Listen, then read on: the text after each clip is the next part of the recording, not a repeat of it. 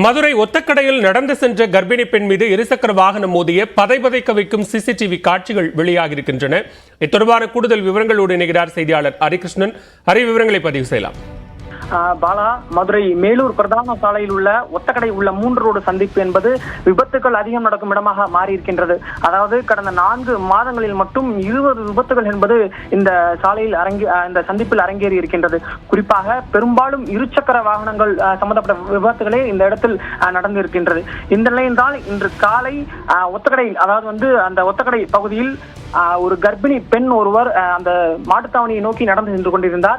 அப்பொழுது பின்னால் வந்த இருசக்கர வாகனம் ஒன்று எதிர்பாராத அந்த கர்ப்பிணி பெண் மீது மோதி இருக்கின்றது. இதனால் அந்த சாலையில் தடுமாறி விழுந்த அந்த பெண் பலத்த காயங்களுடன் மதுரை அரசு ஒத்தக்கடை மருத்துவமனையில் அனுமதிக்கப்பட்டு தற்பொழுது சிகிச்சை பெற்று வருகிறார். இந்த நிலையில் தான் இந்த ஒத்தக்கடை பொதுமக்கள் இந்த சந்திப்பின் இடையில் பேரிகேட் அமைத்து இந்த விபத்துகளை ஏற்படாத வண்ணம் வழிவகை செய்ய வேண்டும் என்பதே அந்த பகுதி மக்களின் கோரிக்கையாக இருக்கின்றது. பாலவேல். நன்றி ஹரிகிருஷ்ணன், விரிவான விவரங்களை பதிவு செய்தமைக்கு.